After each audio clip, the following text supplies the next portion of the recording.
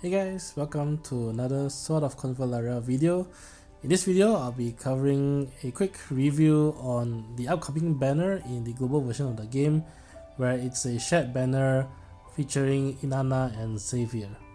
In this video, I will cover their trait and basic skill, as well as some of the rank up skills that I find to be noteworthy.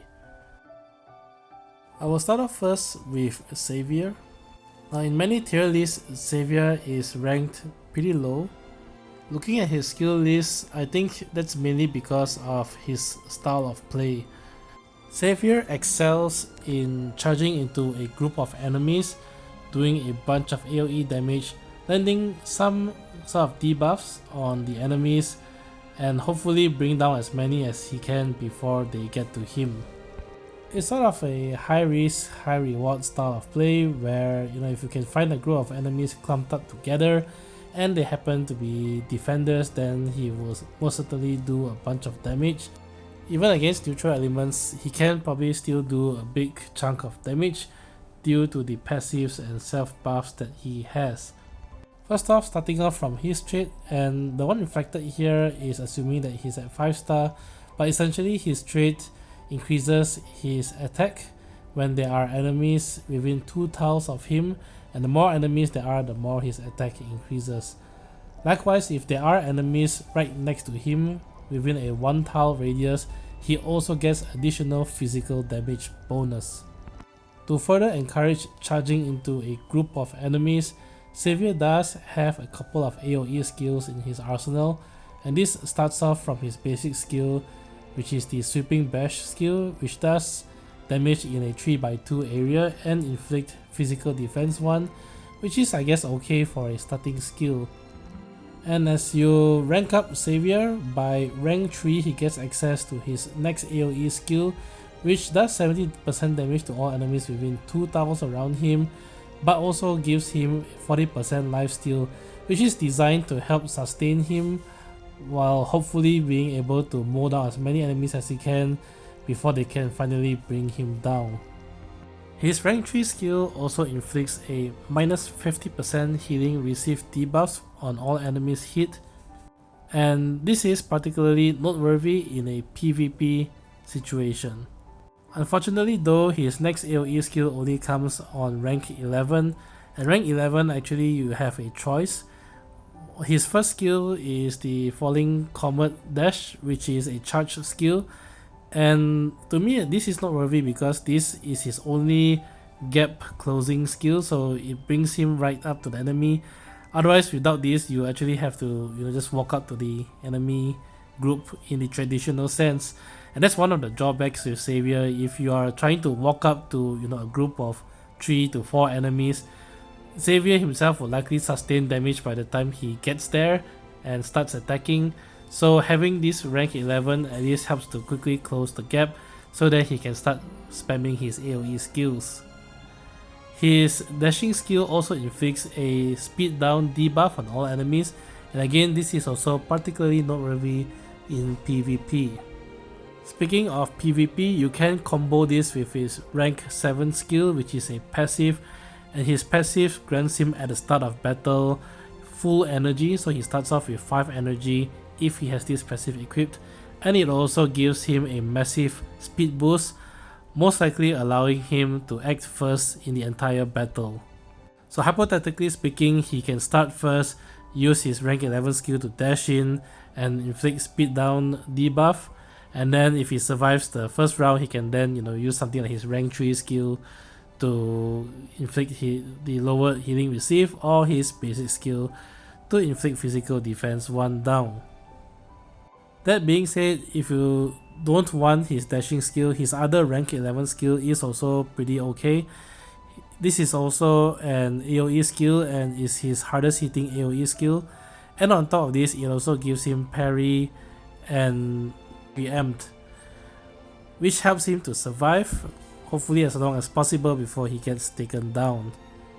To help him self-sustain, Xavier does carry lifesteal across his arsenal, but along with that, his rank 5 skill to me stands out as well, which is his reaction skill. This skill decreases the amount of incoming damage he gets when he's attacked by 10% per close enemy, and this can stack up to 40%, so assuming there's 4 enemies, it does stack up to 40%. Taking all this into consideration, the question is, why is Xavier ranked pretty low in tier lists? Well, if you enjoy playing in a PvP environment for starters, he is actually pretty okay there, I suppose, because he does have certain abilities that combos well to quickly land a bunch of debuff on the enemy party, and in particular reduce their healing received, which holds a lot of value in PvP. The biggest issue though is that this style of play usually leads to an early KO for Xavier himself. Xavier isn't really very tanky to begin with, and trying to go close to a group of enemies usually leads to one particular unit dying pretty quickly. Even with his rank 5 reducing damage, it only reduces 10% damage per enemy unit close by. So if you're thinking about 4 enemies being close, even though Xavier could potentially reduce damage up to 40%, we are talking about 4 units hitting on Xavier, and if any of those units are Seekers, which are particularly common nowadays, Xavier will go down pretty quickly. His rank 7 does at least maybe guarantee him to get at least one blow in before he goes down, but the question is, is it worth having a character slot to land a bunch of debuffs and do some AoE damage, which likely will not one-shot the enemies to begin with. His AoE doesn't have the biggest of damage potencies, and until you rank Xavier up to rank 11, he will just have to walk to the enemy group to get there. He doesn't have any other gap closing skills in his arsenal. All in all, I wouldn't say he's bad. He's just in a tricky sort of position where, if you try to keep him alive and maybe you bring him to one enemy at a time, you won't make full use of his AoE abilities and his capability to land a bunch of debuffs. But if you try to rush him into an enemy group to land all these debuffs as soon as possible, you are probably looking at a quickly KO'd Xavier. So whichever situation it is, it doesn't really sound too enticing, and I think that's probably the main reason why he's ranked a bit lower in the tier list. Doesn't really mean he's terrible as a character, but I think his peak usefulness is too situational for my liking. Next up, we have Inanna, who is probably one of the best, if not the best, healer in the global version of the game currently. Well, why is that? Well, for one thing, her trait is pretty decent to start off. Her trait allows her to heal close by allies at the end of her turn, and also grant them some buffs, and this of course is dependent on the level of her trait, but even at lower levels, you don't need her to be at 5-star. It does put in some pretty decent work already. Inanna starts off with a pretty basic single target healing spell, so right off the bat, if you are at pretty low level, she already functions pretty well as a healer, and her basic heal also removes one debuff on the target healed. Right off at rank 1, so at level 5, you can already unlock what is maybe even Inanna's best skill, and that is Princess Prayer. This skill allows one nearby ally to act again in battle, and if you are a fan of strategy RPGs, I'm sure you know by now, acting again in battle is a very strong utility, and this is one of the reasons why Inanna is ranked so highly in tier list, and probably gives her very good longevity in the game. This sort of utility never goes down in value, even in the future. Say if they release very strong units, the ability to give those units one additional action per turn just makes Inanna relevant for probably a very long time. Not only that, this skill also allows that unit to also get an attack 2 and magic defense 2 up buff, which is particularly useful for your damage dealers. Speaking of unlocking key skills early, at rank 3, Inanna already will unlock her AoE heals. This skill has no cooldown for Inanna and it only requires 2 energy, So it is pretty okay in terms of a spammable heal, and not only is it a group heal, it is also a group dispel, so it also works to cleanse your units of debuffs. Inanna's other rank 3 skill is also pretty noteworthy, and that is her guard skill. Now you don't really need to spend a Castella to pick this up. If you really are short, you can just go without this and just go for Princess Comfort. But if you do have Castellas to spare, I think this is also a pretty decent pickup. This allows her to revive her guard if her guard goes down.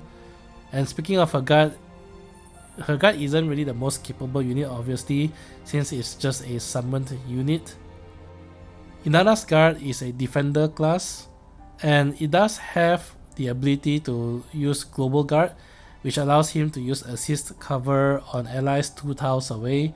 And the guard also comes with the ability to use crippling blow, which is a 1 tile melee attack that also lands a speed down debuff on the target.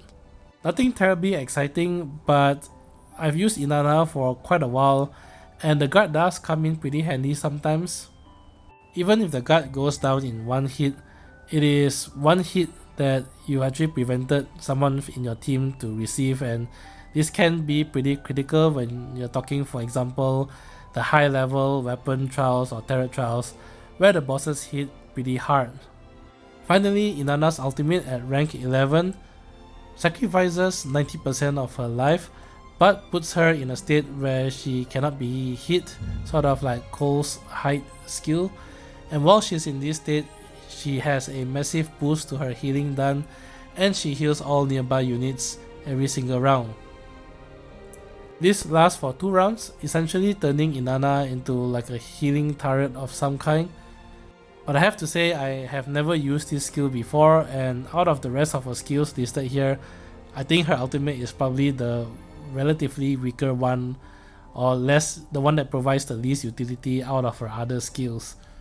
This seems a bit weird, but to me I think it's actually a plus point that Inanna unlocks most of her useful skills very early on, and this helps you tremendously, say for example if you are just starting out in the game. So in summary, my thoughts on the upcoming banner, well, Inanna is obviously the price of the banner. I think Xavier is a little too situational and a little too reckless for my liking. You can't really go wrong with Inanna. The fact that she grants another unit a free turn in a round means that she always adds value no matter how power crapped that we get. The problem though with the upcoming banner is that it is a shared banner. And a shared banner means that if you are really only aiming for Inanna, she only has a 37.5% chance if you get a legendary for it to be Inanna. So should you pull on this banner, I think if you are relatively new in the game and you haven't really pulled on many banners, I think this is one banner to go for to try and get Inanna early. However, if you've been playing the game close to since launch time, by now you probably already have another healer built. For example, Angel is a free non-legendary healer that the game gave us, and if you do the memento treasures, you can even rank up Angel's trait to I think 4 stars out of 5 for free. And if you have a very capable healer such as Angel built, you don't really need Inanna at this point in time. Of course, Inanna is, I think, better. But the question you have to ask yourself, even though Inanna is better, is she worth the resources to spend to get sort of like a upgraded healer to the one that you currently have? Hope this video helps, and if you enjoyed the content, do leave a like and subscribe. Till then, I will catch you guys in the next Sword of Convallaria video. Bye!